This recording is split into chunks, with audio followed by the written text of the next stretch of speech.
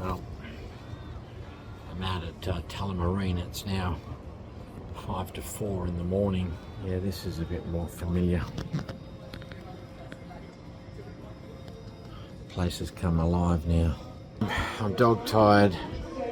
I'm in Sydney at the moment. Might try and find somewhere on the floor to sleep. I've got 3 hours now.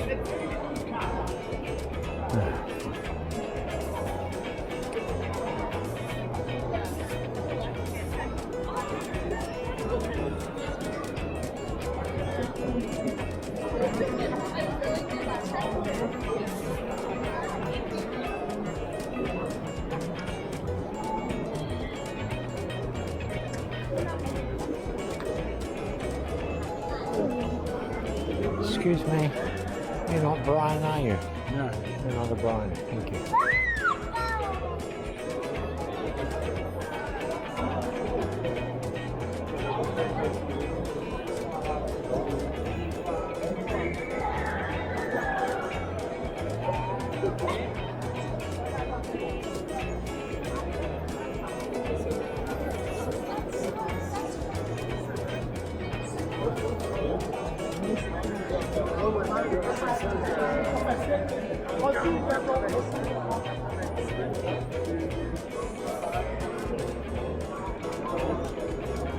Brian! Brian! Hello? Oh yeah, How are you? just got here. Wow. Is it? You just come through. I was looking that side and I didn't see Yeah. anything. I came around here. And I thought, They don't have many staff on. Surprise, surprise. one of the ladies, because I mean they came through, and this lady said to me, they're battling with the baggage. Yeah. So I thought, okay, that must be the issue. Sorry about that. No, not a problem. We should have Welcome to thought Africa. before. Yeah, welcome to Africa. We're one level up, and we're at. Hi everyone. So this will be the first entry. I almost forgot about it. I want to do one of these every day to give you my impressions of South Africa. So I've sat up talking to Brian. We had a bit of frozen lasagna heated up in the microwave. It hit the spot. I am knackered. Absolutely knackered. That flight, it was brutal, let me tell you.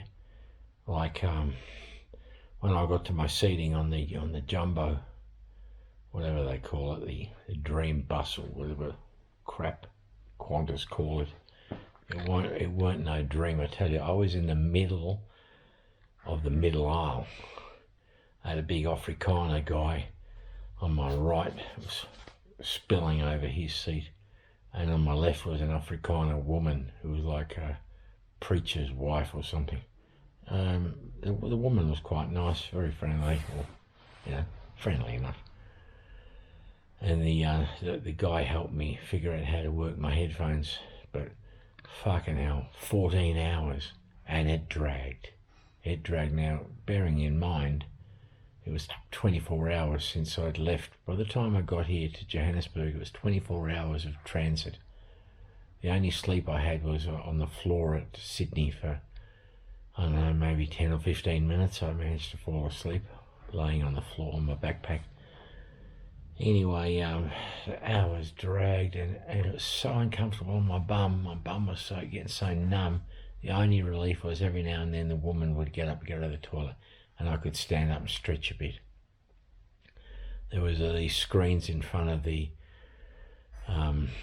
your seat that you could watch movies and TV shows. They had quite a large selection, but concentration was difficult for me. Plenty of food, I'll give them that. They and I ate everything because that was the only entertainment apart from watching these movies and that with headphones on. The plane was packed, so I found myself thinking, oh God, it's probably better that I did it now at 62 than 72 or 82. I think it'd kill you. So but eventually, time goes. I couldn't sleep. And we got to Johannesburg at about 5 o'clock today. And by the time there weren't very many, customs officials working in the booths. Only like 1/3 of the booths had actual customs officials. And there were hundreds of people in front of me. By the time I got through there, got my passport stamped, collected my luggage, it was about 6 o'clock, and I don't know how long Brian had been there. So I found him. I got this little camera. I took it out with me. I wondered what sort of greeting we'd have after. It must be 33 years or something since I've seen him. Trying to equate. It was about 86, I think, when I last saw him. Anyway, we left the car park, and first initial impressions were things look a bit better than I was expecting, actually. Like, there wasn't much traffic on the road. There was one pothole, but everything seemed to be kind of orderly and working. There were some stretches of road around here that had no street lights. And then I mentioned that I was hankering for some Fanta grape.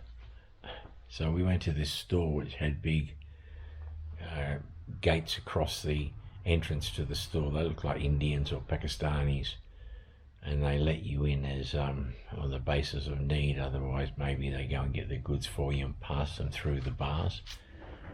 One thing I noticed was the selection of cigarettes that were on display, and none of this plain branding with the horror photos on them. The other thing was a huge selection of bongs and hookah pipes. So yeah, I've just been sitting up talking to Brian. I'm absolutely exhausted. It's quite a warm night. It's a lot warmer than back where I come from. This will be the first night of sleeping without Sam between my legs. Sam's the cat, by the way. And tomorrow I'll go to work with Brian and we'll see if we can get a SIM card for my phone, and we'll be off and running, I guess. So yes, I'll try and do these updates every night and tell you how things are going. But at the moment I'm just so exhausted. My body is so stiff and sore from sitting in that position on that Boeing that I believe I'm going to sleep like the dead tonight. So okay, that'll do me. Stop recording.